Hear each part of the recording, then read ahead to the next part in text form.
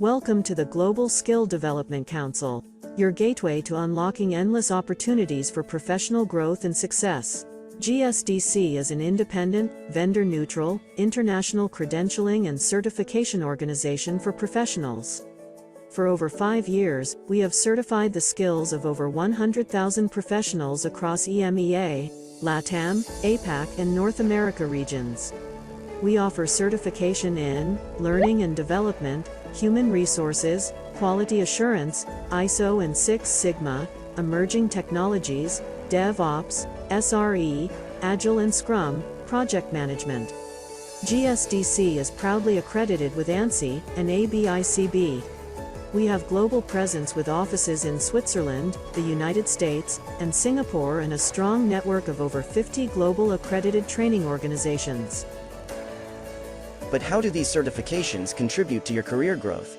GSDC certifications are globally recognized and trusted by many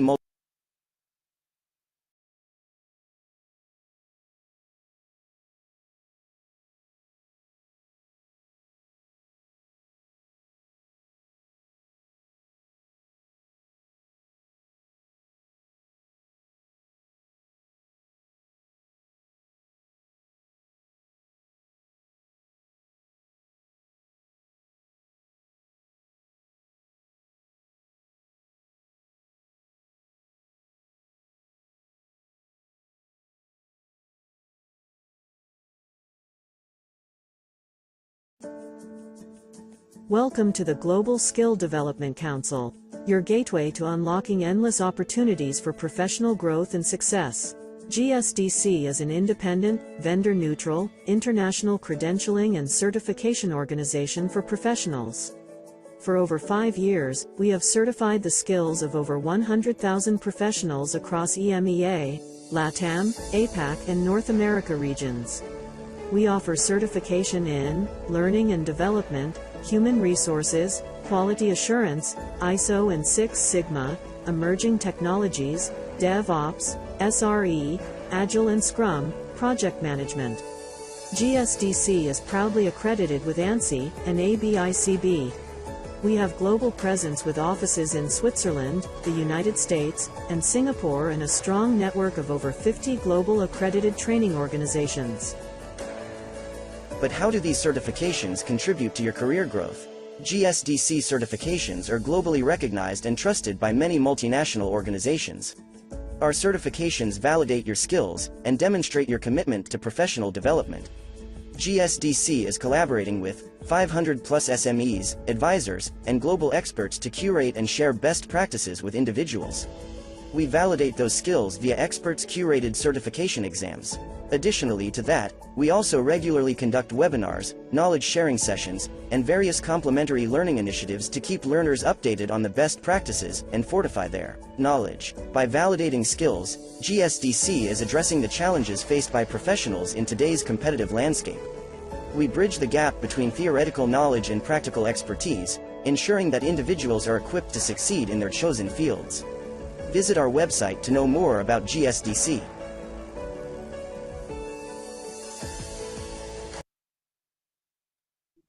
Hello everyone. We are waiting for speaker to join, so just please stay connected with us.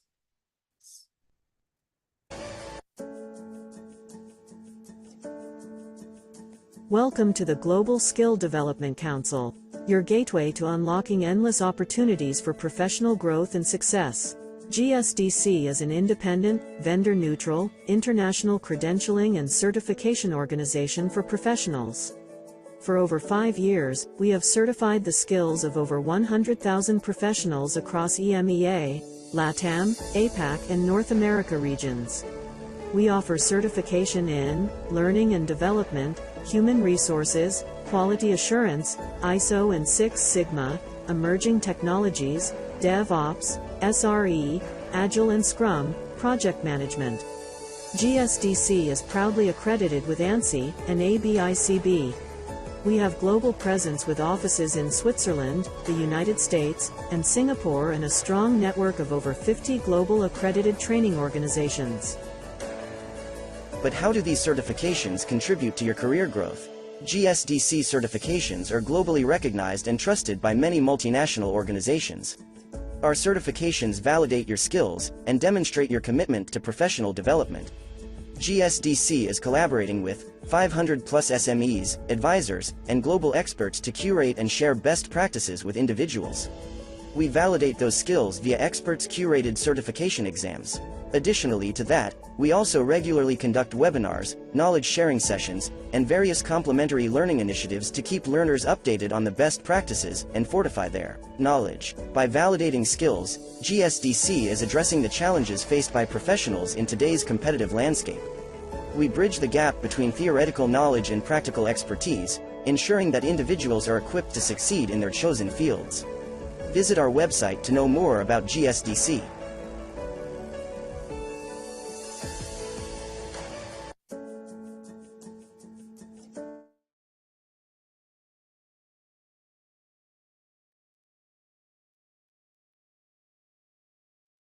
Hello, Bevan. Hi. How are you?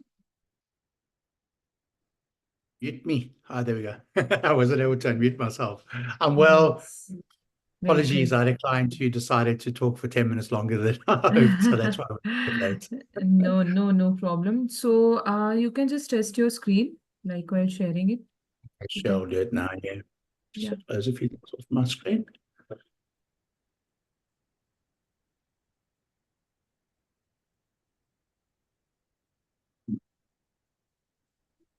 Yeah. Are you able to like share it? Share screen there.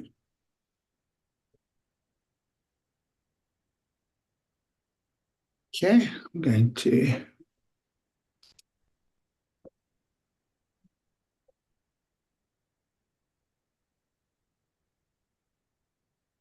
All right, everybody see that? Yes. Yes. Okay, brilliant. So yes, I'll just share my screen, Bevan. Meanwhile, I'll just like introduce. Yeah. Just.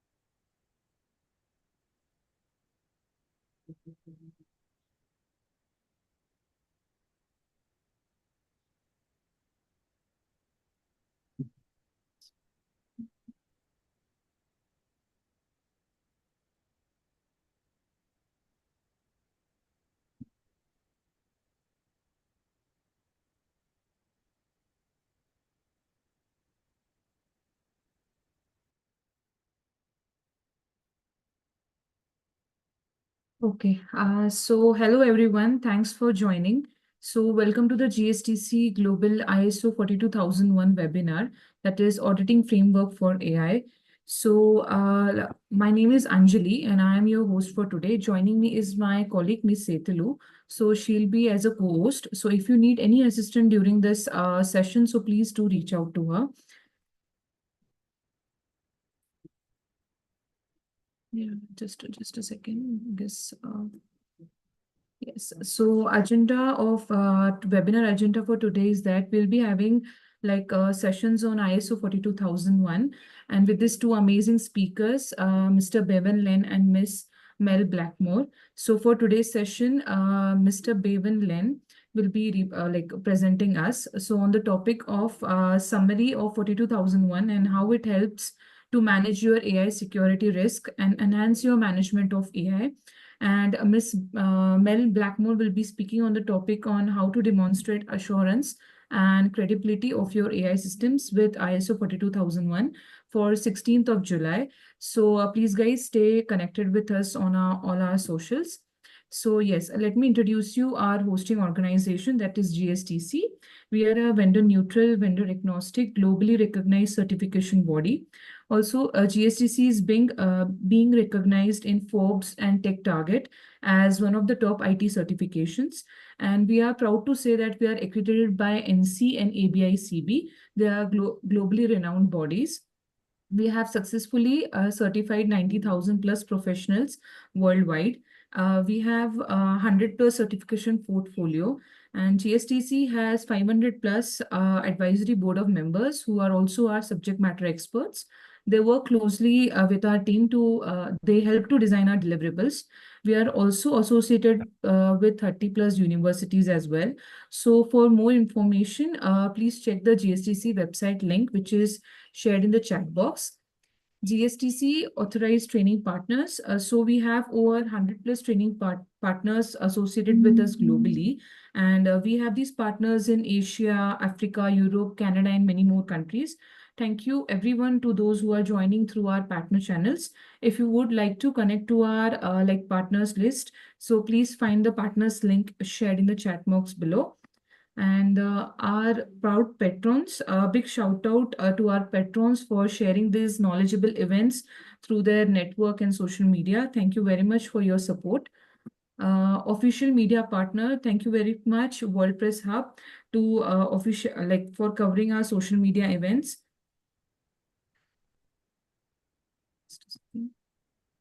Yeah, as I mentioned before, we have 100 plus certification portfolio in ours. So certification portfolio as in Gen AI, blockchain, like you can see ISO, and specifically for this event, we are focusing on 42001. So if you want to check full list of our certifications, so the link is shared in the chat box. So yes, features of GSDC ISO 42001 certification is like lifetime validated certification. So you will be getting a lifetime access to complimentary upgrade vouchers for the members, that is for the learners, as it is globally recognized. Secondly, learning resources. So we have compressive learning materials and like you can say BOKs, book of knowledge, templates and case studies for the practical real world implementation. Lifelong learning. So you'll be getting an exclusive research resources, that is enjoy unlimited access to the wealth of specialized learning materials and industry research. Learning flexibility, we provide self-paced mode modules, that is you can study at your own pace and schedule the courses according to your preferences and lifestyle. Training partner channel, we have our worldwide training partner channel. Also, they recommend our certifications. If you are interested, please do let us know. Real-time role play games, that is real situations will be given with respect to the skills and you have to learn through the certification courses. Lifelong membership, as any candidate, those who are certified with GSDC will be getting a lifelong membership and complimentary upgrade to any GSDC certifications. Also, you'll be getting a free access to all the global summits, workshop, webinars, and many more. So here's a quick announcement that before we start the session, so we will be having a 15 minutes of gamification session. So it will be held post the Q&A session. And the top winner will receive a GSDC exam voucher worth $800. And the top 3 winners will be posted on the GSDC Wall of Fame. So guys, please stay connected with us till the end. And so let me introduce you to our keynote speaker, Mr. Bevan Len, InfoSec Advisory Group CEO. So a big welcome, Bevan, from GSDC behalf. With over 2 decades of experience in information security consulting, Bevan has worked with multinational clients on implementation projects and technical assessments, auditing, and training. A Bachelor of Commerce graduate from Nelson Mandela Metropolitan University. He has presented at major global conferences, including ISACA, PECB, and COSAC, and many more such conferences. So his extensive certification portfolio includes CCSP, CISA, and CISM, and multiple ISO, certifications demonstrating his comprehensive expertise across various aspects of information security, cybersecurity, risk management, privacy. So if you want to learn more about our speaker, the LinkedIn profile is shared in the chat box. So yes, before we go further, post this session, we'll be having a quick 15 minutes of Q&A. Meanwhile, during the session, you can feel free to put your questions in the chat box, and we'll take all your questions after the speaker session. Yes, Bevan, you can take over this virtual mic ahead. Okay, thank you. Thanks everybody for attending. It's good to almost meet all of you.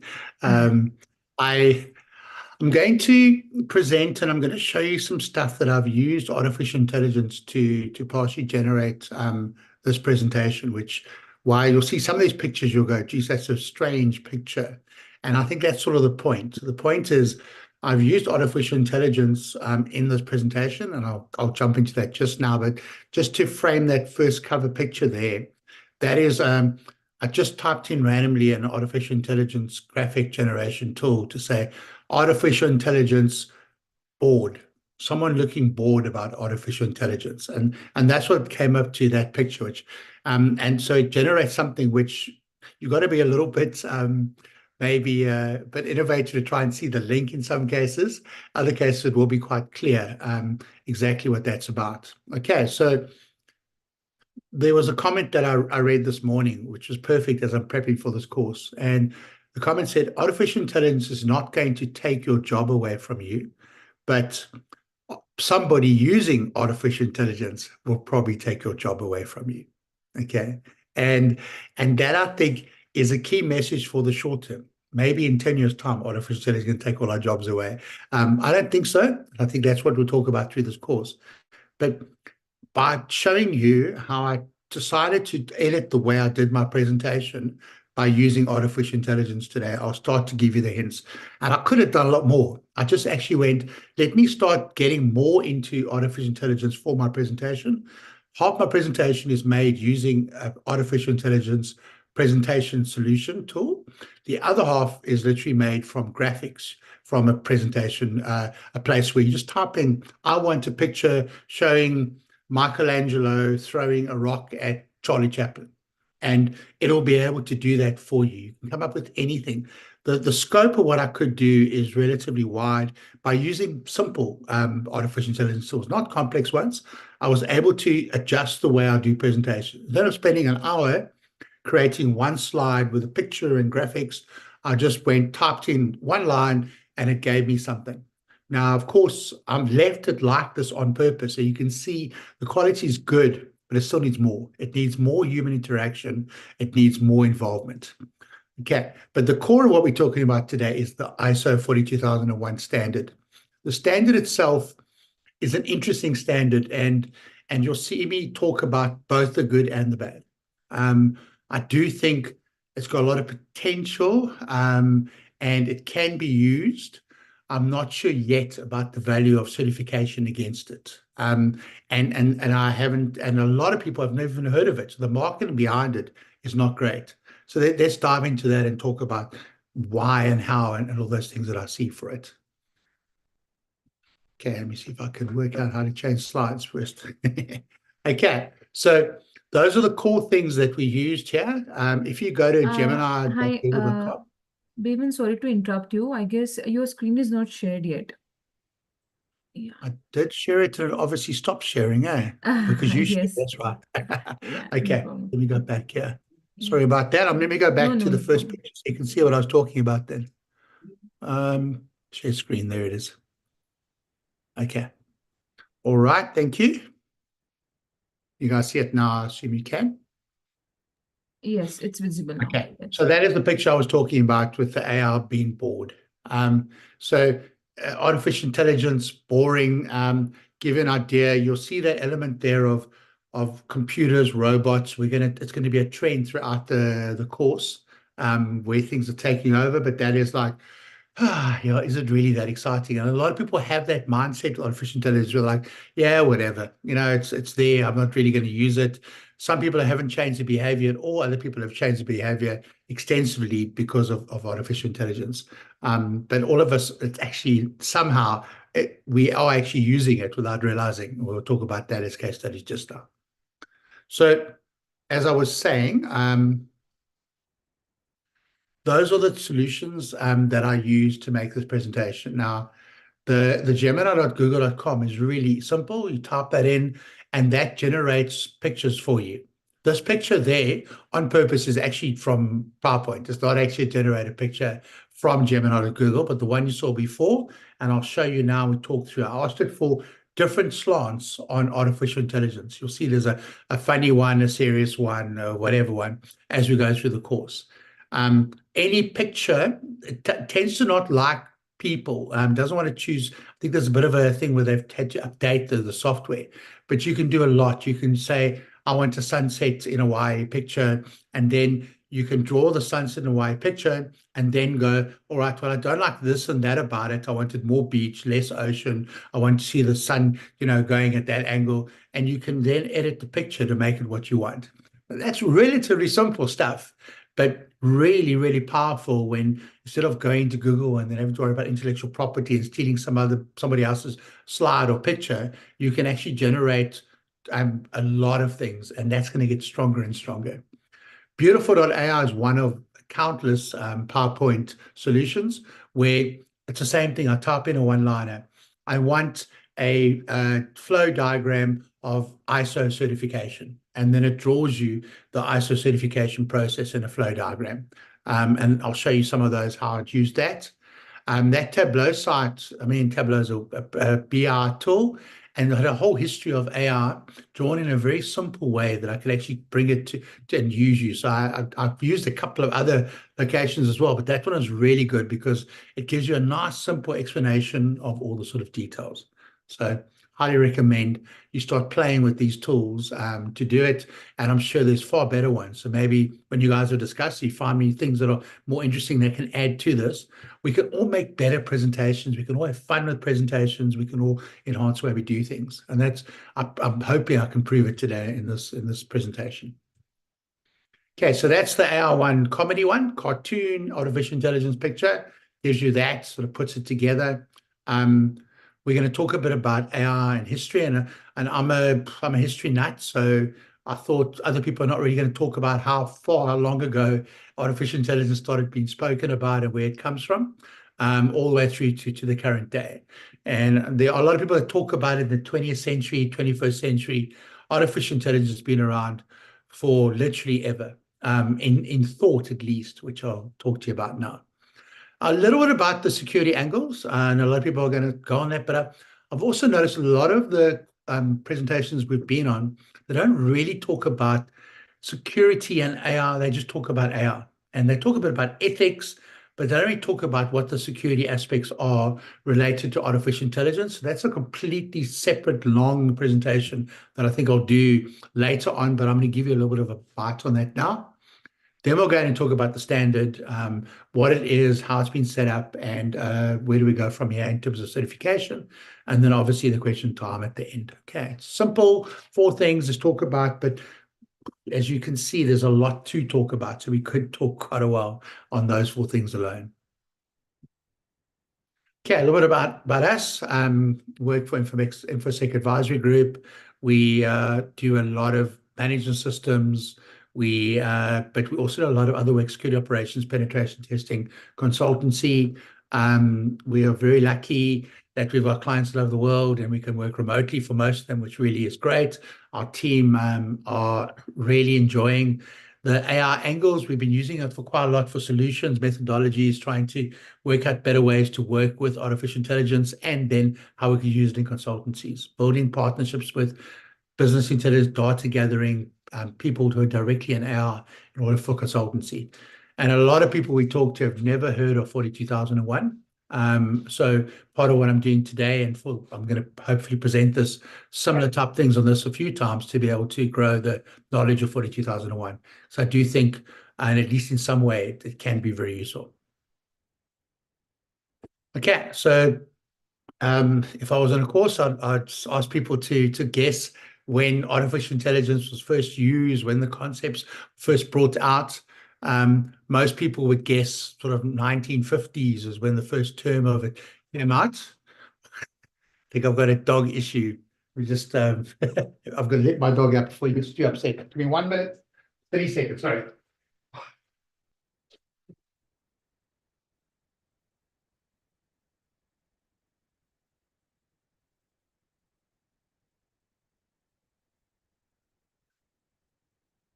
Joys of remote working, guys.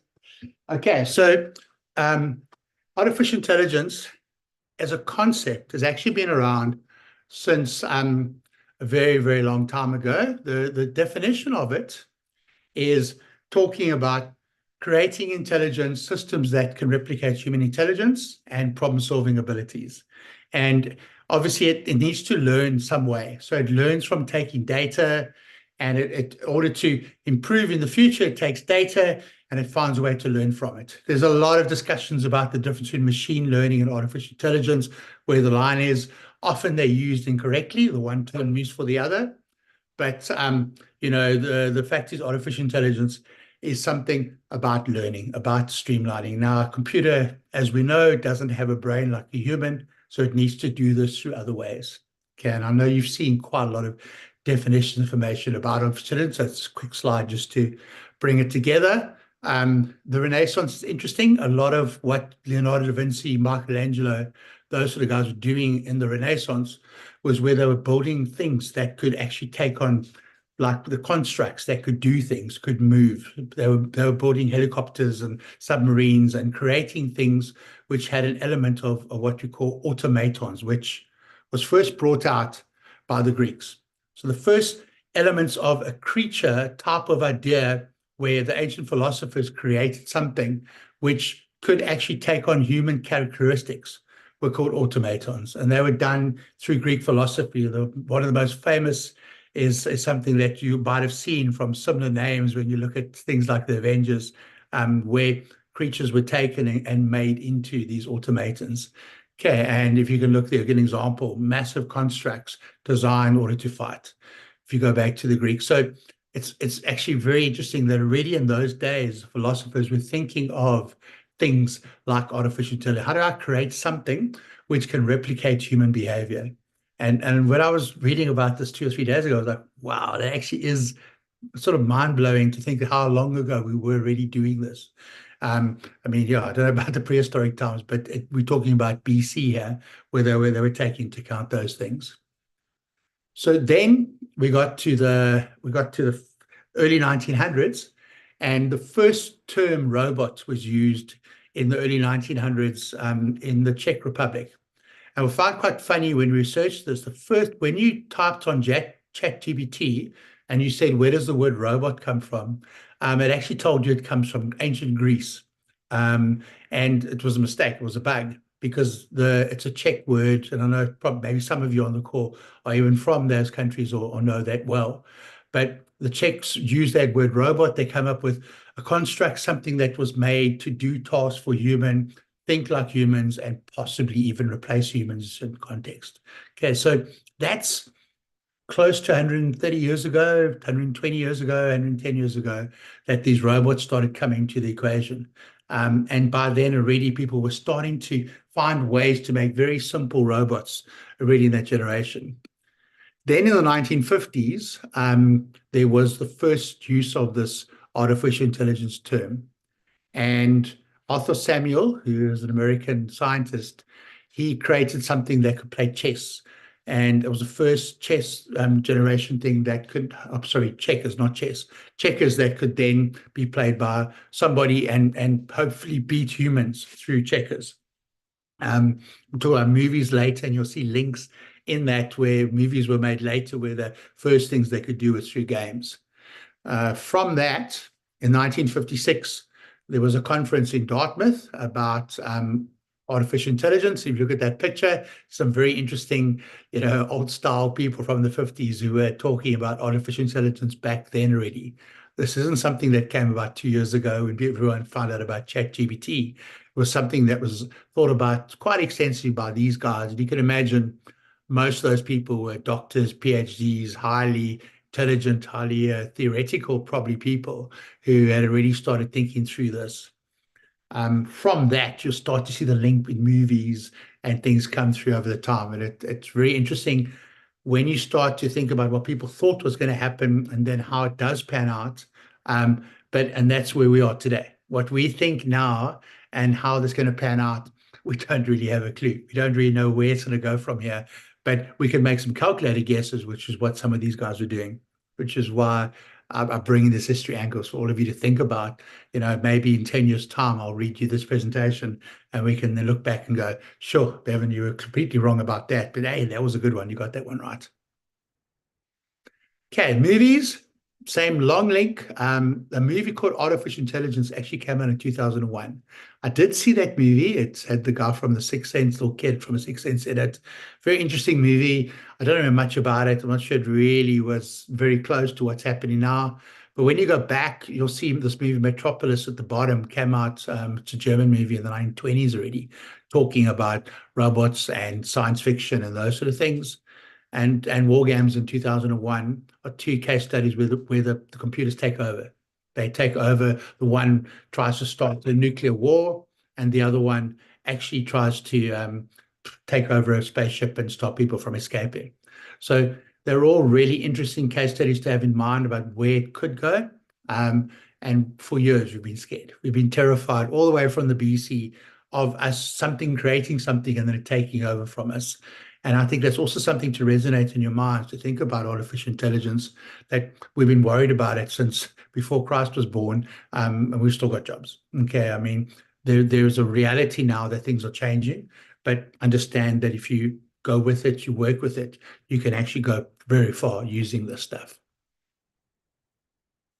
Okay, the last one is this weekend. Don't know, maybe I'm getting a bit of a tenuous link to artificial intelligence, but if you saw the England versus England, who did they play again? I got blank now. England versus Switzerland game, you'll see that England had taken all the details of the penalty takers and put them on a water bottle.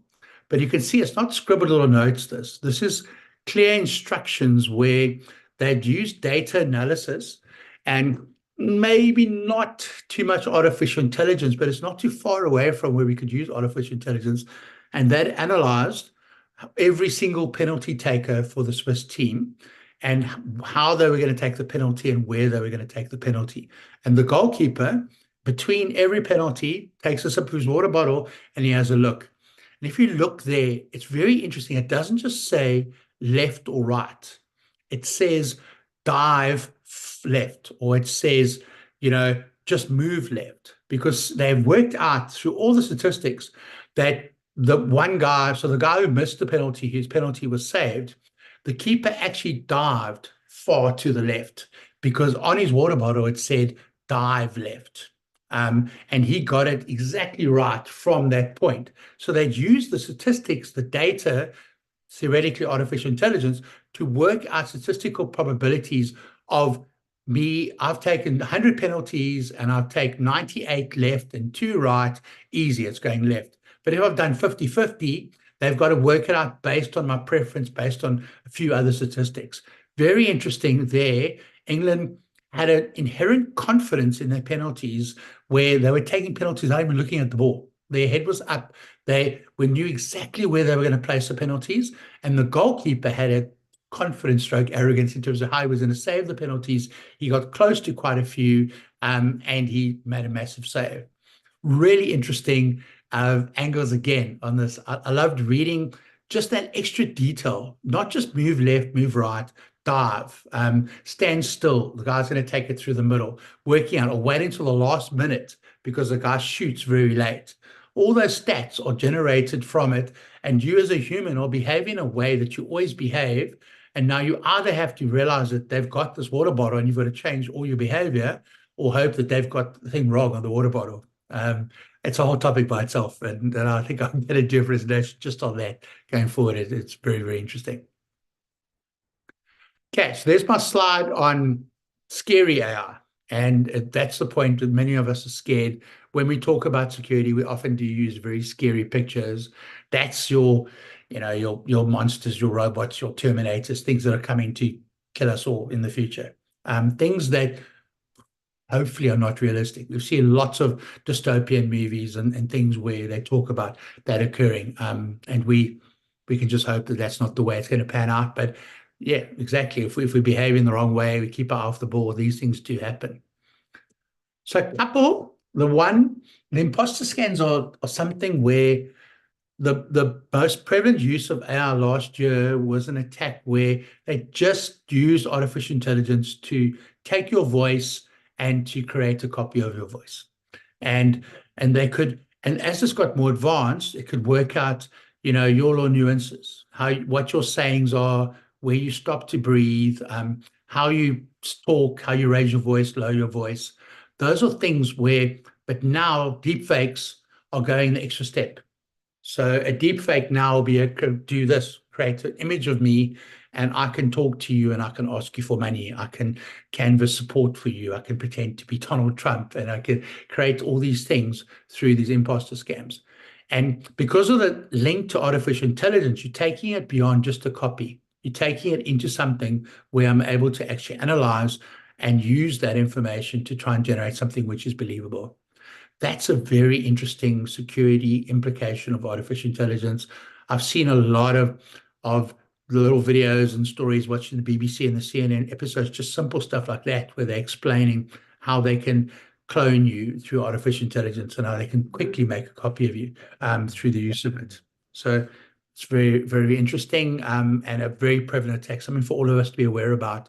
That is going to come, and it's really coming. They're going to try and pretend to be the financial director to try and get you to transfer money to a new vendor. They're going to use it for financial theft as much as possible because you're going to believe that I'm actually me on the screen. And you're seeing that day by day as it's getting improving, as artificial intelligence has been used to make that better. Okay, artificial intelligence risk management, understanding what your risks are. And this is a theme we're going to see now when we talk about the standard. What are my risks in terms of artificial intelligence, my usage of it, and how other parties can use artificial intelligence? So you won't know until you actually look at your scenarios, look at what you've got, understand your risks. So I'm going to come back to that because we'll talk about that in terms of the standard later.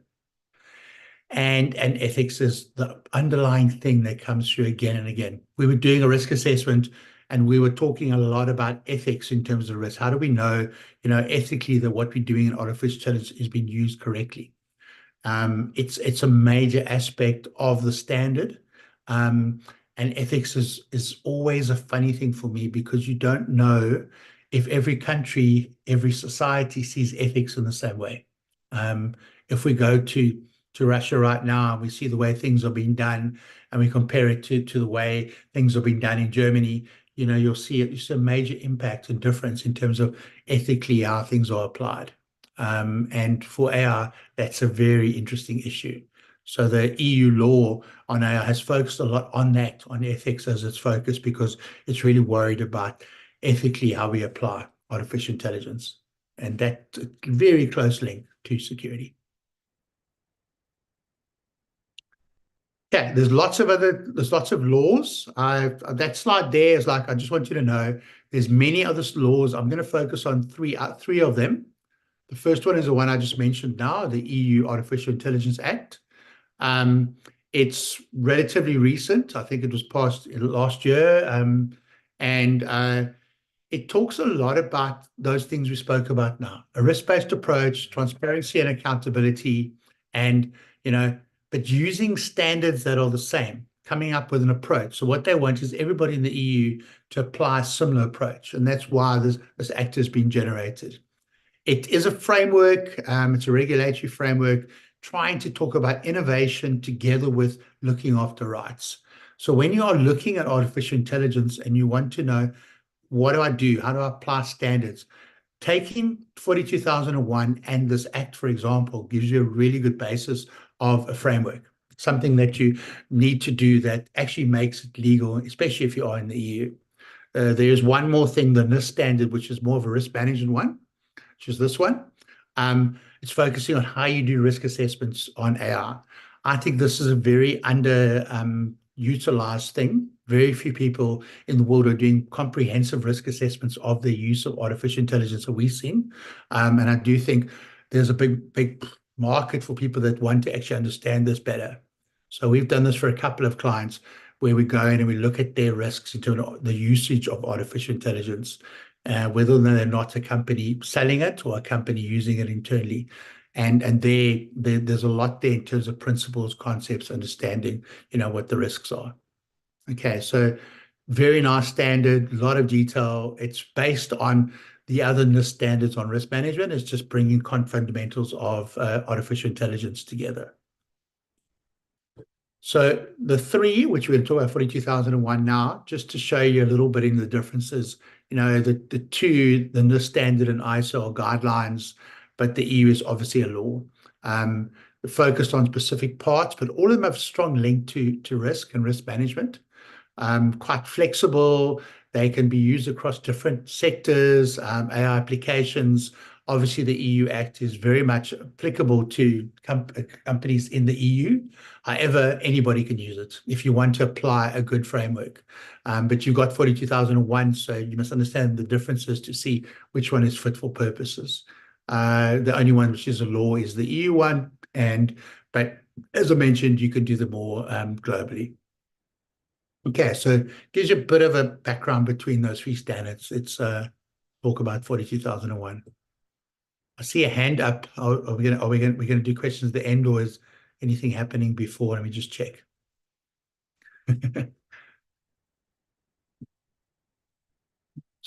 Okay, I'll carry on and we'll answer the questions then. I think that's the approach now. Okay, so the standard itself, and that's what I want to talk to you about. This thing is changing so quickly.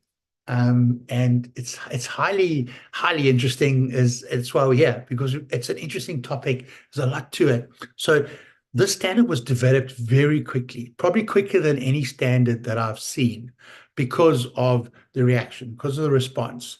But we actually found like typos in the standard in the first version that we saw, and we found funnies in it that you think that doesn't really make sense because of the fact that it was rushed. So they did another quick update afterwards, which I don't think has the typos in anymore. But the comment from a few people is that they're really developing the new one. They're really going, how much has changed in 18 months? How do we come up with a later version of it? And our overall comment for compliance is that you probably wait until that version comes out. But actually, you can use this quite extensively already. So you can use it, you can support it, you can use it to enhance how you do AI. It's a very good framework, but I do think the new version that probably will come out in a year, I'm guessing now, will have actually additional things to it based on how much things have changed. So it's a very dynamic space, as you would guess. Okay, so what is the standard? How are we going to implement it? And then I've already given away the clues in terms of the thoughts of the value and in terms of the certification. So a little bit of a timeline, and a little bit of talking about, so the first standard really came out in 2021.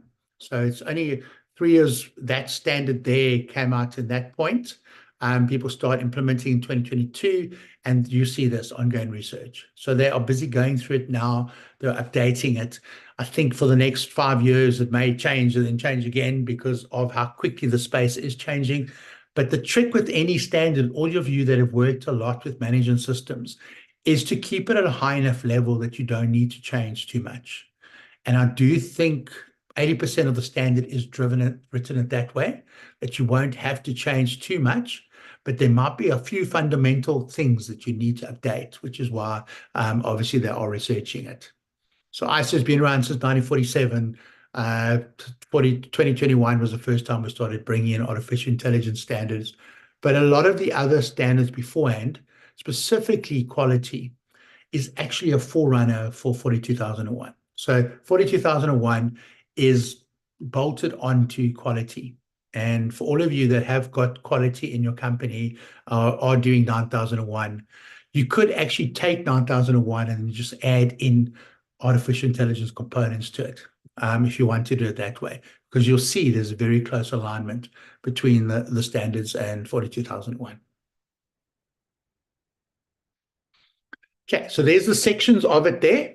And if you look at the standard here, you will see that it looks very similar to every other ISMS, QMS, the fundamental standards. It's got from section 4 to section 10. I think if you match it to 27,000 or 9,001, specifically 9,001, you'll see that actually it's the same sections. Okay, it's almost the same standard, and that's your first thing to get your head around it. It's a quality standard, but they've just added in AR specific sections and AR specific wording into the standard. The other thing that is important is that you've got separate controls. You've got controls that are specific to artificial intelligence in the Annex A. And those controls talk about things like ethics, things like making sure that you understand your environment and that you've actually looked at the gaps in terms of how you're using artificial intelligence. There's a very strong correlation, obviously, between development and artificial intelligence in most of these cases. So how do you bring those two elements together, which is what this tries to do. Okay, so quality with AR at its core. That sort of summarizes the standard quite well. But there's going to be things like data quality, risk management, human oversight, bias, ethics, all those things we spoke about earlier.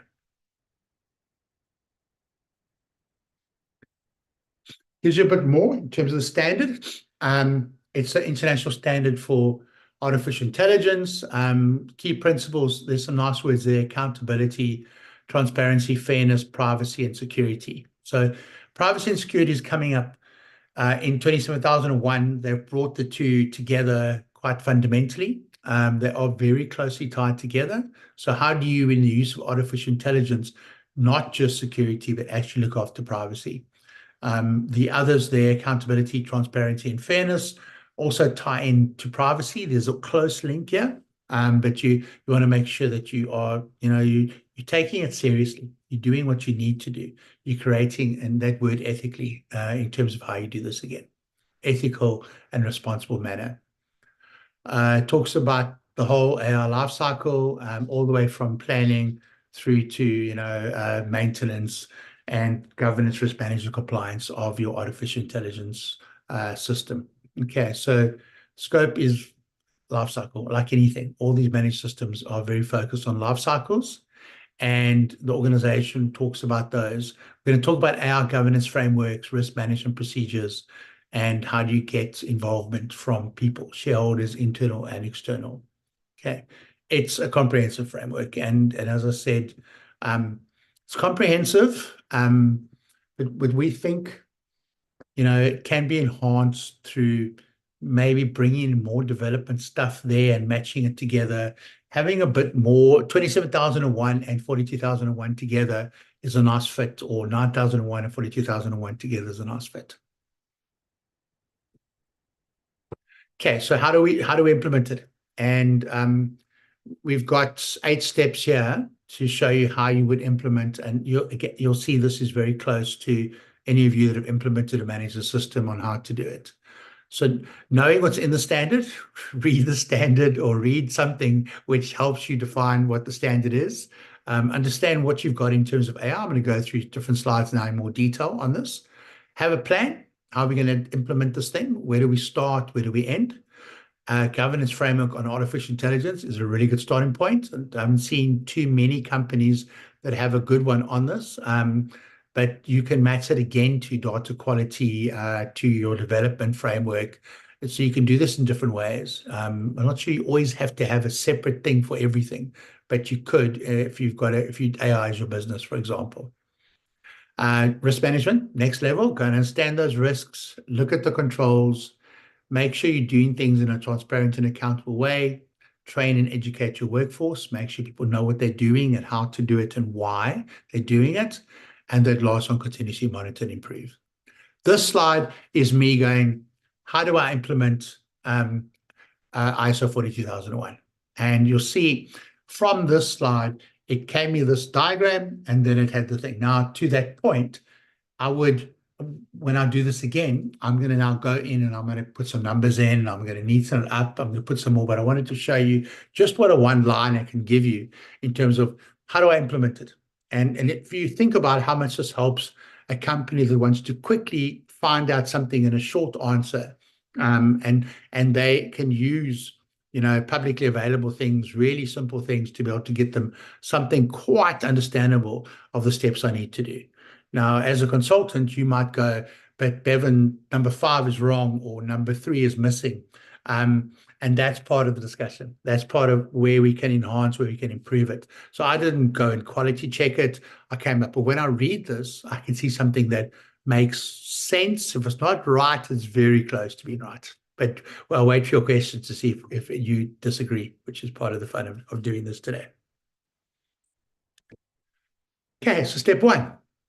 Understand the standard. So before you do this, we had a very good chat last week to a company who does artificial intelligence consulting, quite in the north of England, and he was like, why would I do this? What do I need from it? We're already using quality. What's the extra thing? I already understand risk assessments. I've got an approach for this. So in his case, it was very difficult to sort of see the value of taking the standard and implementing it. He could take components of it, but for another company, his core business is doing this and wants to prove to somebody that they're taking artificial intelligence ethically well done. There's a lot of value in being like also one of the first companies to say, you know what, we're certified in 42001 because we understand how to use artificial intelligence in a great way. How do we do it? How big are we? What's the complexities involved? Those things, time, effort. Do we need certification? To that point question I told you earlier.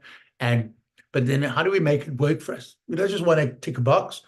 We actually want to make it work and improve things, because we don't want to get certified, but then we actually, we make a big mistake and someone comes and sues us, or we lose information because we didn't do it correctly. So, making sure that actually a combination of using it effectively and getting value, and can we align it to other things? Don't do it by itself. How does it match to GDPR? How does it match to what we're doing on 27001? Are there any other laws which we can use to match it to? And a lot of that can be answered in this step. So take that step back and go, all right, maybe we're only going to do part of it because we've already got quality and we're just going to add in components, or we're going to go full on in because we see the value. I like the sort of step where people are thinking this through. So then what have we got in terms of AI? Where are we using it? How are we using it? And a lot of companies don't know where they're using AI, because maybe you're using it. There's 5 users sitting in marketing that have been using it for a year and you don't realize it.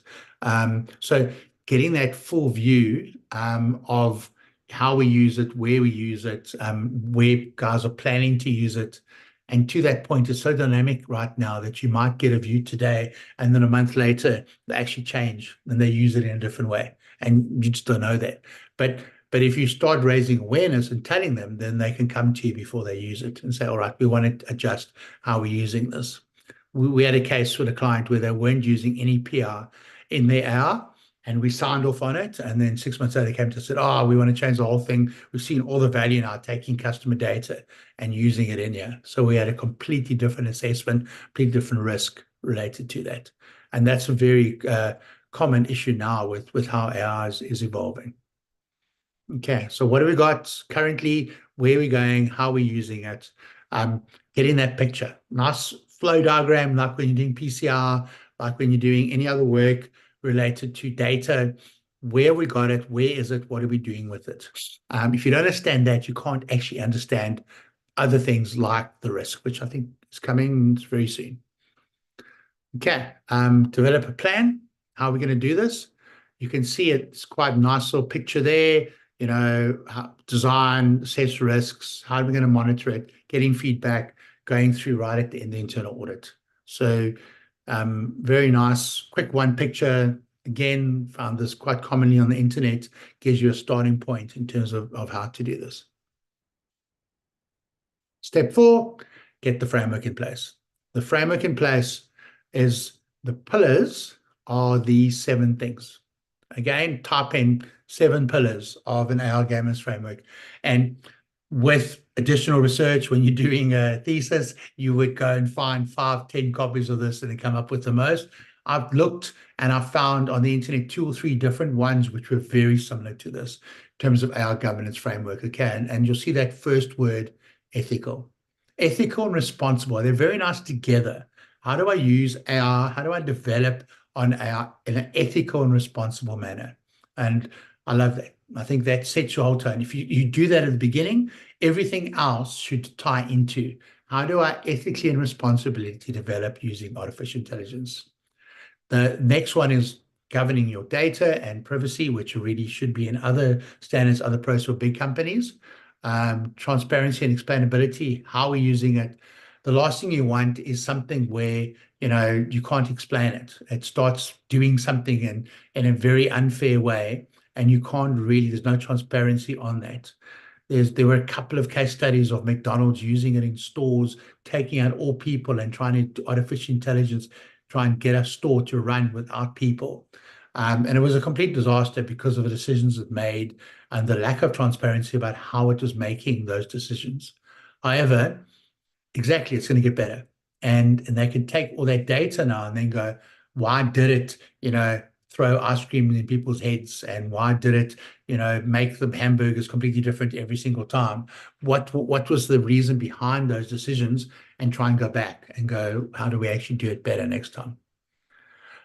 From that, do the risk management, go and understand the risks. Now you've understand what you've got, go and look at the risks related to the use of AI. And the last few steps are about continuous monitoring, looking at safeguards, controls, putting in place. And that last one, collaboration with, people, policymakers, private sector, to create governance structures and building blocks for the AI. A lot of the standards talk about this communication collaboration. And so for artificial intelligence, for me right now, this is critical as anything. Security and artificial intelligence, any of these angles need collaboration. So what am I doing? What have I found that can help other people? How do we do things more ethically? Because of the way I've done it, and I made such a big mistake here. Of course, luckily a controlled issue, but it could be used more evilly in some other place. Google, do no evil, same sort of approach, collaboration. Number 5, the risk management. So actually go and look at the risks, put the framework in place. Okay. And there are a lot of good methodologies. I told you about the one for NIST. You could do this with any methodology, but go in and understand what your risks of using artificial intelligence actually are. And that is a bit of thinking the first time you're doing this. What are there any ethical issues? Do we see potential ethical issues? And then look at those risks related to, how you can actually minimize it. I do think it's something that's actually quite fun the first time you're doing it, trying to understand the artificial intelligence environment. Implementing it, you would go all the way through to understanding the risks, looking at standards, making sure you've looked at the risk management practices. And there's a thing on case studies. Look to see what other people have done, how they benefit, what lessons have they learned, what is out there ready from other people. Okay, so understand it, make it continuous. They have this thing called an impact assessment in the standard, which is very similar to privacy. Privacy and AI, where you understand what the impact is of using it.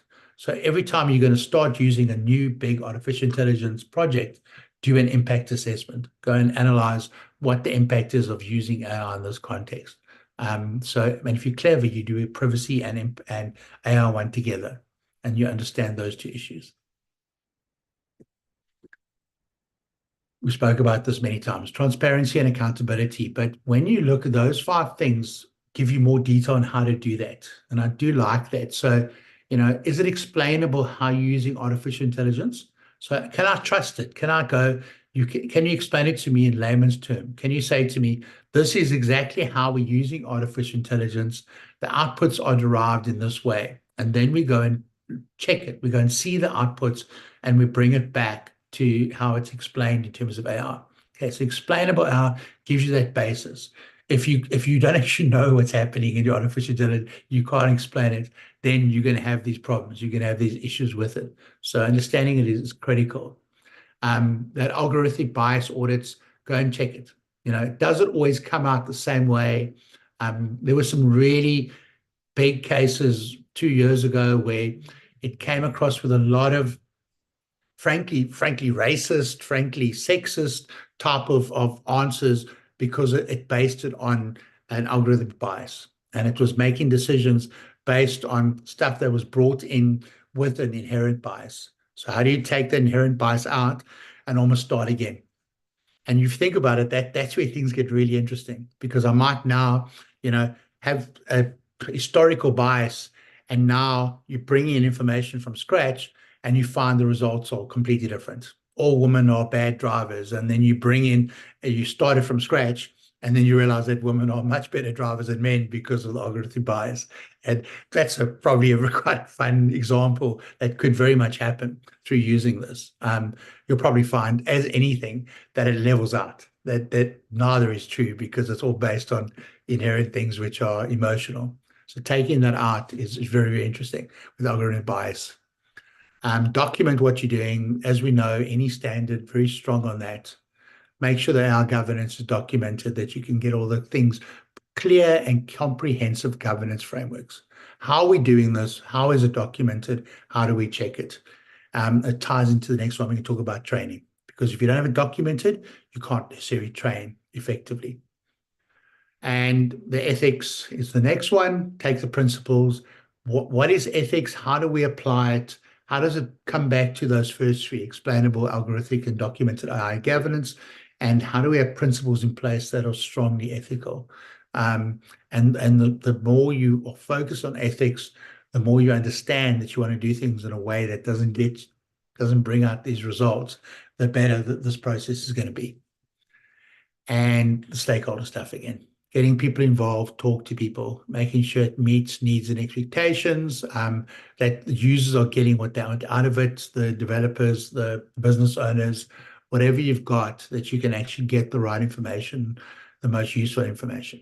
I do see cases where you're doing something and then you realize you could actually use it in a different way. And you could then bring that back and go, sure, look what we can do as well. And you'd have to go back and do all these checks to see whether it meets those requirements. Okay, I use an example of, just making sure we keep it on time. An example of the case that happened very recently with the post office in the UK, where the post office started throwing people into jail and accusing people of fraud based on the fact that a system had flagged them and said that they were committing fraud. And this is now in the 1990s, long before artificial intelligence. And what had happened is people trusted the system inherently. So the IT people, the government, the lawyers, the judges, all these people were basically were forced or not forced, whatever it was, to trust that this system was correct and that all these people were lying. And if you look, go and read up on it. There's a TV series on BBC talking about these submasters, these postmasters who were thrown in jail because of information being fed to them by a system. And this is to that point, almost 30 years ago, where you can see so much of that AI stuff coming through. If you were to take that system and to create it now with artificial intelligence, and it was to make these pronouncements on people to say they were committing fraud without the right information, and throw them in jail, think about the repercussions, think about the people's lives, but also think about the credibility of the whole system. And that one was kept quiet. People kept fighting and arguing it. And I can definitely see issues like that happening on AI, where you can do very similar things. You can trust something based on you don't understand the AI. You don't understand the algorithmic bias. I think we're going to get questions at the end. That's why I'm not stopping for questions now. I know it's one of those, that's why you have to hear me talk for a long time, but I think that's the idea behind it.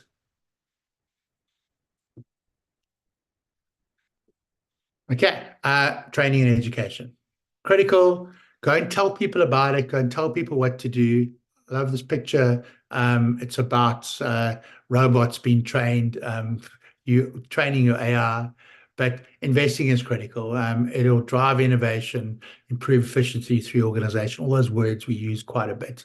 But make sure that people know what they need to do. Any managed system is a critical aspect with AI. there's a lot of new training you're going to have to do, not just to users, but to developers, to clients, stakeholders, management. Management might realize they can use this thing in ways that maybe you're not supposed to use it. You're going to have to do lots of education about that. Okay, so that's the second last step, and then the last one is continuous improvement. So setting that system up so that it can be continuously improved, having a structured process to regularly review and update it, and make sure that it's improving. That we don't make that post office mistake. They never fix that system until they're thrown 50 people in jail. And then the system then went through a later update, and they started realizing that there were mistakes in that system. And they were too scared to bring that to people's accounts, which is one of the most horrendous things about the story, is that they then hid it. And that's really is relevant to what we're talking about artificial intelligence. You found out that now the system was actually biased. It was creating this different solutions and things were wrong. Do you go back and actually fix that, or do you just try and hide it now? And of course, we never want to hide it. There's never going to be an argument for doing that. You've got to be able to then say, we made mistakes in the past, go back, fix it. What is actually the impact on that? So continuous monitoring, critical. Again, picture from the AI tool in terms of continuous improvement in AI, which I think is pretty cool, robots and minds and things changing. Okay, so why 42001? Some of those things are really what you would say in any compliance standard. Improving efficiency, better security, getting compliant with something, and then making sure you manage your data correctly. So these four are ones you could apply to many other standards. And yes, if you do it correctly, you'll get that from 42001. The biggest one, again, is that comprehensive structured approach. So I've got a comprehensive and structured approach to artificial intelligence, and it brings together security, privacy, ethics, all those things into one comprehensive approach. Okay, and that's why whether or not a lot of companies in the past have not gone certified for a lot of standards, they've just implemented them for structure. So there is definitely an argument for doing that, yeah, taking the standard and going, all right, let's actually come up with a structured approach using it. And maybe later on, let's look to see if there's value in certification. I think there is largely value because you've spent all the effort already doing it, but you might decide that you just want to align yourself to it, which is an angle that we highly recommend for people who are doing complex things in 42001. Sorry, in AI. Which ties that question. Okay, to certify or not to certify, that's a really cool picture from the certification tool. Is the rock going to fall over whether you're certified or not certified? And I think, the one that's not certified, maybe there's a hole there somewhere and things are going to fall over after a while, while the certification one is stronger. But we also strongly talk about certification by itself is not mean that you've got good security, you've got good artificial intelligence. It's just to show you a structured approach. You still need to have really effective processes. You still need to care about this and not trying to, just tick the minimum level of effort involved. Unfortunately, we have seen that in many cases. Okay, so not just certification, it's about applying it effectively, but certification can help in terms of that. We think that certification is not necessarily the primary drive for a lot of companies right now, but there's value in applying the standard. If you want to later on wait for the changes, wait for the updates, or even certify because you've got pressure, it's no big deal. But always great getting certified, but it's not necessarily critical at this juncture for most people. Okay, and I think it's the argument for and the argument against. So if you do it quickly, you can show some credibility. You're ahead of the curve. You're talking about your reputation and your competitiveness. Structure. Everything about these things is giving a really nice structure in place. You're continuously managing your artificial intelligence management system. AIMS was the word there. Your developers are doing things in a responsible way. They're focused on ethics, they're focused on transparency, and they're looking at innovation. And the last one is that you can adapt so that you act has certain things in there which ties very nicely to 40,001. So if you have to apply the EU AI Act. You can say we're certified against 42,001, we're using 42,001. That's how we apply Statement 14, Statement 15, because we've got clear links behind it. And that's something very much to take into account for people in the EU who are very closely tied to that act. The why not is the stuff I spoke about earlier. Things are changing quickly. The standard was developed very quickly. It's still quite an immature standard. I do think those controls are things where you've got to go and, maybe spend another 2-3 months and going, how comprehensive are these controls? Could we put more in there? Could we link them better to other standards, as an example? And that's what we said. You can do 27,001 or 9,001. The laws are changing constantly. So is the standard going to be changing with the laws as they're changing? I don't think the EU AI Act was taken into account when 42,001 was drawn up. It might have been at a draft level, but not at a final level. And that last one, no one knows about this thing yet. Every time I speak to somebody in artificial intelligence and I tell them about 42,001, they go, really? Is there one? A lot of people I've spoken to in general don't know about this act. It's been around for 2 years already. Hardly anyone actually knew about it, knows about it. We downloaded it very quickly because we're very interested in how to apply it, how we can, use it at clients. And we've been doing stuff with it for quite a while. But every time I tell people I'm doing a course on this, a conference, and talking about it, people often go, really? I haven't heard of that before. Okay, so that's where I think a lot of these, that's why this is such a great mechanism, getting it out there, talking to people about it. Okay, yeah, the link into the EU AI Act is a good one. And it's important potential as a benchmark for AI managed systems. Could make it a very good thing in the future. Maybe if you wait for the next version, it might be better even, but you could even use it now because it is very close to fit for purpose. Okay, I was trying to get my timing right in terms of timing, how long we spoke and how quickly, but I saw a lot of questions potentially coming through, so maybe that gives us time to, hopefully I'll know some of the answers to these questions. Yes, thank you so much, Bevan. It was a wonderful session. So I'll just quickly read questions for you. So how is ISO 42001 linked to AU AI white paper and strategy?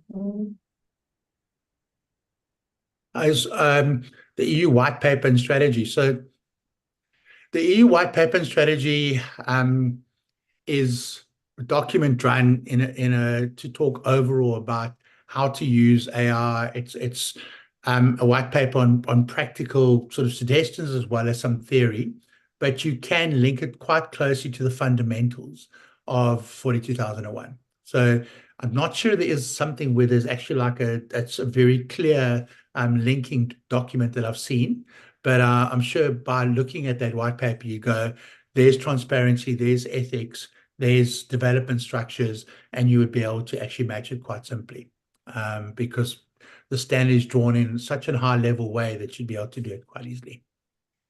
Mm-hmm. Yes, so next question is asked by Advocate Nosifo. So how would the certification apply to the higher education institutions? So, yeah, I mean, certification applies very similarly to almost everybody. So in higher education institution, like university or whatever it is, they would look at how they use AI and they would understand that they need to follow the 8 approach that I showed you. So go through, looking at your governance, looking at how you're doing it, looking at your risks, and then implementing controls. So it's very relevant for you because you might be using your artificial intelligence to make decisions. You might be using it for research. You might be using it to do quite actually important things for the government. So anything using artificial intelligence, you would then go, all right, how would I link this to it? And funny enough, we spoke to a university in the UK about this last week. They're developing an artificial intelligence tool that actually takes security issues and does AI analysis of it. And we talked about the standard and how they'd be able to apply it to link back to making sure that that whatever solution they're using actually does it in the correct way.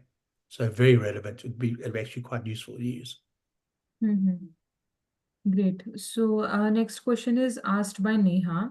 So when I am using solution from vendor via MDR and their solution uses AI for threat intelligence, so what I need to check for the AI used by them to provide the solutions to us as an organization, do I also need to implement AI frameworks in our organizations? So where it's relevant, how you're using AI. So if you're using AI in a very simple way, a couple of chat GBTs and you're putting it on, there's very little yet. Just do a quick risk assessment, understand how you do it, and then see what you can do to educate people. Where you're doing it, so you're a big insurance company using artificial intelligence to make decisions on people, then very clear business case. It's always about risk and a business case. I would always look at that as a fundamental thing. Your EDR question made me smile because all these security vendors are all telling us that they're using AI for their products. Some of them are very extensively, others maybe not so much. But you would have to be able to find a way to see what information you can get from them. So if you are going and using CrowdStrike as a good example, I suppose, of EDR, what white papers have they released on this? How do they use EDR? I mean, how do they use AI? And also, how do you get comfort from their practices? Are they certified in anything? They might not be certified in 42001, but are they certified in 27001? And does that include the scope of what they're doing? So credibility through certifications, through white papers, getting information from the vendors about that. As you know, they're going to be changing it constantly. So CrowdStrike will be releasing new versions with updates to the AI all the time. So it's more about the change management and more about the processes they follow. And are they doing it ethically? How do they apply it? How do they make sure they don't make mistakes that expose you to more risk? So questions, getting white papers, and checking as much as you possibly can. Their certifications as well. It's a cool question. Yes. So next question is asked by Mr. Raju. So what are the other standards beside ISO 42001 that should be supplemented, including ISO, NIST, etc.? When I was there, there's an older there's a couple of data management standards. Don't have the numbers right now, but what I can do is I can send them after this call. The data ones, the quality one for me though is still the fundamental one. I would take quality and use it as anything to build your bedrock. How do we do quality in development? How do we do quality in our security? I would use that and then I would bring AI into that concept. How do I make sure quality is applied? That point about the EDR company, if they 9001 certified and their AI practices get through that is a key one. So data management, quality, security, 27001 can be quite closely tied. The other standard, which is quite interesting, is 27701, which is privacy. So anything security, data management, quality, and what was the other one I mentioned? I don't know, privacy. Those four together will give you quite a nice base. But you can do quite a lot with 42001 by itself. So maybe, if you apply it correctly, you don't necessarily have to do too much more. But security is very closely tied. So yes, Ben, we'll just take a last question that is asked by Advocate Nosifo. So what is the impact of ISO standard implementation on big data that characterized IoT within the smart cities? Big data, it's been around a long time. It's used to make the decisions. You're going to take the data and you're going to use the artificial intelligence by generating from the big data. So big data for me is something which is covered by other security controls, access control, encryption. How do we protect it? So the security controls around it are the most relevant 27001 type standards. How do I preserve, how do I protect big data? Now with AI, just using that data to generate decisions, to generate solutions, whatever you're using it for. So then you then apply the extra controls. Apply the extra controls in the standard on ethics, development, and how you actually taking that information using big data. So that's really the only difference I see there. Thanks, Pavan. Just one more question that we have received on our socials. So it's asked by Siva Kumar. So since NIST and ISO mentioned global, how it will be override the EU Act? Remember what I said there, ISO acts are voluntary, except in certain countries in the world. So you should never be able to overwrite the EU Act with an ISO standard. And what we do, if you look at the courses I run on ISO courses, there's a slide that we have where it says laws always take precedence over ISO, over standards. So anything there, I think Japan and one or two other countries make ISO things, a lot of ISO things laws, but very few other countries have it as a law. So the EU Act will always have dominance, will always take preference. You'll have to align it. So for example, if you want to get certified in 42001 and you come up with a requirement that actually is different to what's in the EU Act, you'll actually have to go, you won't be able to apply it if you're in the EU. You'll have to, and then you can explain why. You can say, we can't apply this concept of, I don't know, I don't want to say a stupid one, but of doing data management like this because the EU Act says the following, and you better explain it. Okay, so laws always take precedence over standards. And that's where it can get complex because you might be in a different country, like China, for example, where the laws are doing AI in a completely different way. And because of the way they've applied their laws on artificial intelligence, you're actually having to conflict between 42001 and the law. And that conflict might be something that you actually can't bridge. So you can't be 42001 certified. It should be a quite rare situation around the world, but there are a few countries. I mean, North Korea would be the most obvious example. Think about North Korea's laws in terms of this and how the standard would be the exact opposite. So you'd find it incredibly difficult to get 42001 certified in a country like North Korea, if not impossible. Yes, thank you very much, Pavan, for answering all the questions. It was very wonderful and knowledgeable session for us. So before we move forward with the gamification session, so would you like to add a last statement, Pavan, for closing the session? All right. I actually had the comment about artificial intelligence taking your jobs and things at the beginning. I think the last one, I was on a call this morning with somebody and I said to her, I'm going to do a course now and I'll do this thing. And what you'll find is there's a lot of people talking about artificial intelligence, pretending to know that they know a lot about artificial intelligence. And I'm not too far off that. I know enough to be able to use logic and to apply fundamentals. And I'd like you all to go back to that. I'm not an expert in artificial intelligence, know all the answers. Some of those questions were like, don't actually know that. They're great questions. They made me think quite a bit. But I answer it through thinking, answer it through fundamentals. So when you go back to anything you do with artificial intelligence, use that approach. Use logic, use fairness, use ethics to answer any question, any problem that you've got. You might not know that the standard in section A 10.2 talks about, a specific control. But if you do know that everything you must do should be fair, ethical, and follow a structured approach, you'll be able to address a lot of these issues. So always go back to fundamentals. It's my concept in anything, and in 42001 applies just as much as anywhere else. Yes, thank you. Thank you very much, Pavan, for adding this statement. So yes, everyone, please stay connected with us. We'll just start our gamification session. So I would like to welcome my colleague, Ms. Setulu, to take this forward. For the time. Yeah, thank you, Anjali, for the time. And thank you so much, Pavan, for that wonderful presentation. It was so insightful. We had a really big number of questions, actually, but unfortunately, we have limited time.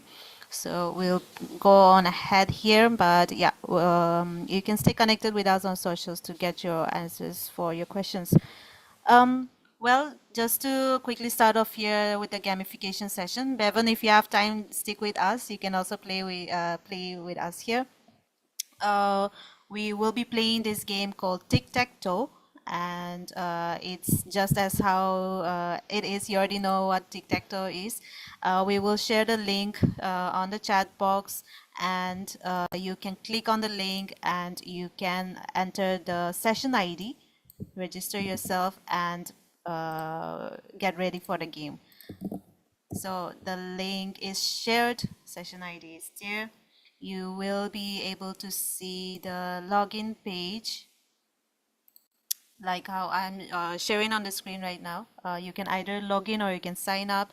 I'm sure many people have already played gamification with us before. So if you already have your credentials, just log in there simply.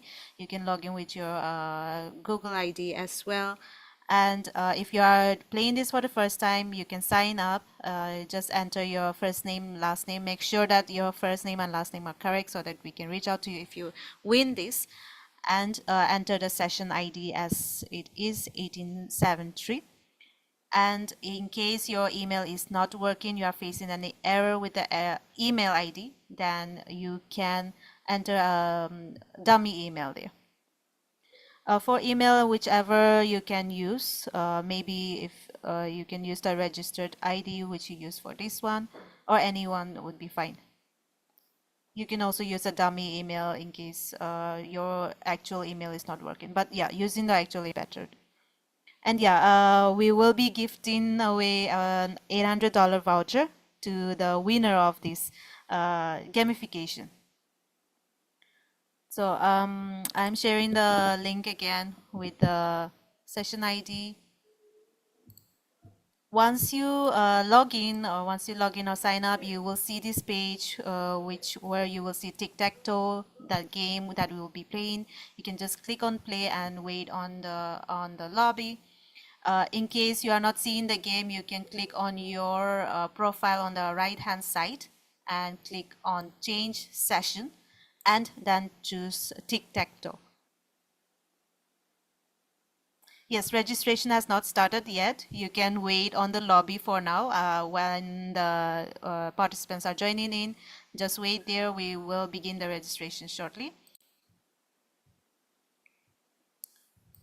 So yeah, you will be seeing the screen. In case you do not find the game, then just log into, click on your right-hand side profile and then change session. Then you will find the Tic-Tac-Toe for today's date, and then you can click on the game. So we have started the registration. You can click on the game now, and you will see that you will be entering the lobby of the game. Allow me to share the lobby screen here so that you can see whether you have entered or not. Also, I would like to thank our partner Novel Vista for this gamification platform. It is in collaboration with them, and we're really thankful for their help with this.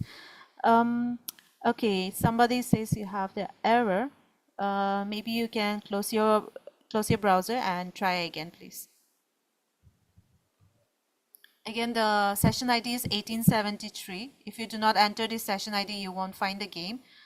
So please make sure that you use the actual session ID. You can click on your profile on the right side if you can't find the the game.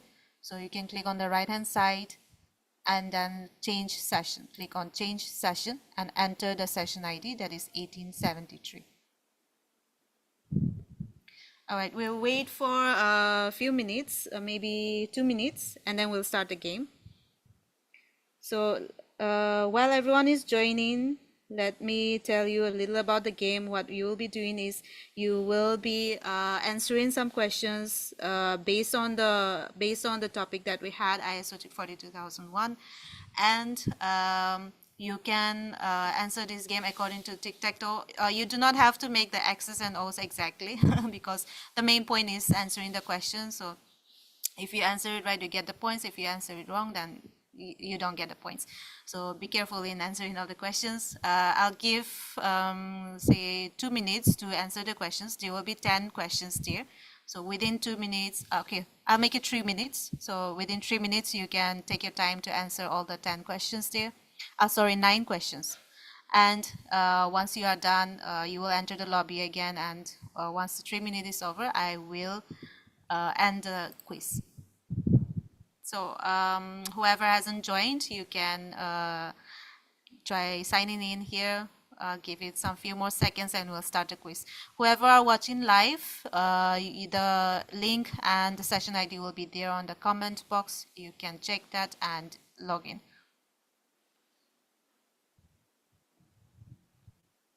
Okay, let me do a countdown from 10 and then we'll start. So 10, 9, 8, 7, 6, 5, 4, 3, 2, 1. All right, we'll start in the quiz now. You can check your screen for your questions. If you want to check the scoreboard, you can come back to the Zoom screen. I'm sharing it. I'm sharing the scoreboard here.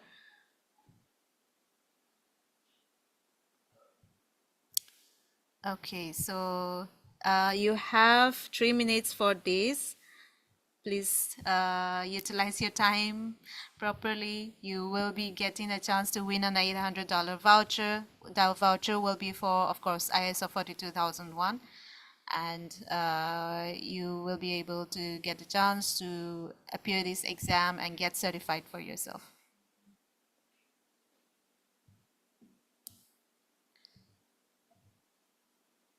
One minute has already passed. We have 2 more minutes. Take care in answering the questions because you cannot go back. And yeah, please do not refresh your browser because that will refresh your whole game there.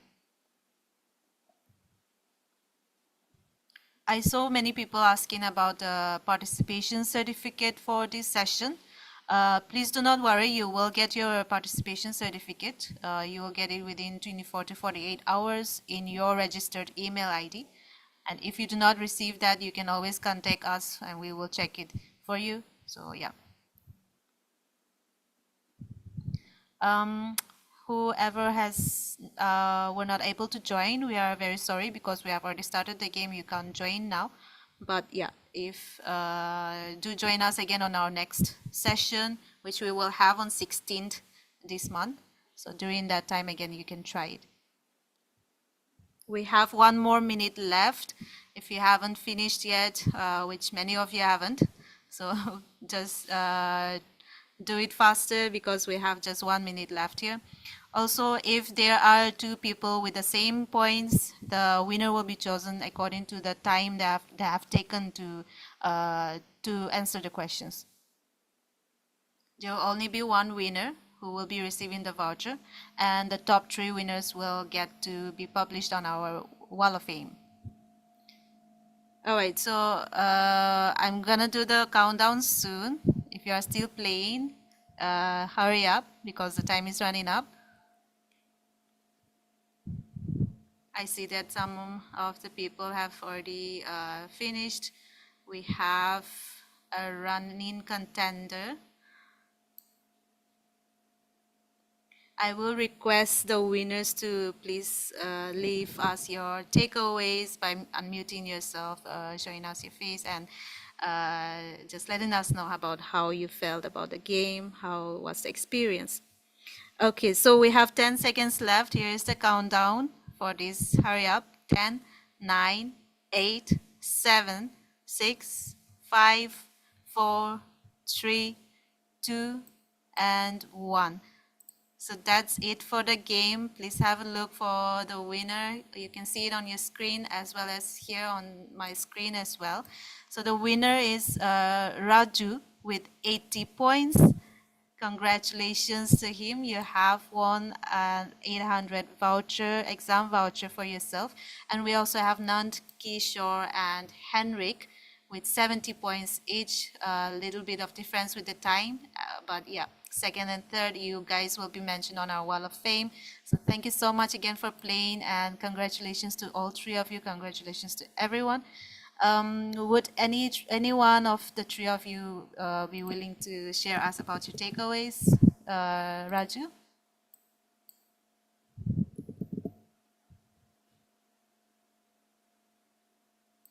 Yes, anyone? Henrik, maybe, or Nand Kishore?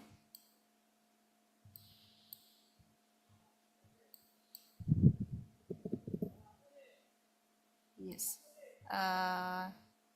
Would you like to share a little bit about your experience in this game? Yes, Nand Kishore. Yeah, it was really fun and good way to do a recap of what we have learned. So thank you, organizers, for this. Yeah. Amazing. Thank you. Thank you for sharing. Okay, so thank you so much again, everyone, for playing. We will be having another gamification session on the next ISO session, which is on 16th. So do join that as well. I will hand this over to my colleague Anjali to close the session now. Thank you, everyone. Thank you so much, Setulu, for this interesting gamification session. So, for our next session is scheduled for 16th of July of Miss Mel Blackmore on the topic of how to demonstrate assurance and credibility of your AI systems with ISO 42001. So it will be on the 16th July, same time. So please do join and invite your colleagues and friends for this session. And yes, we would love to connect with you. So please do follow us on our LinkedIn groups. Also, please give us a feedback on the key takeaways of on our trust pilots. Also, if you need more details about our organization, so you can click on the link that is gsdccouncil.org and kindly share your takeaways as well. Links are mentioned in the chat box. And thank you very much, everyone. Stay connected with us for such amazing and knowledgeable upcoming sessions on our socials. Thank you.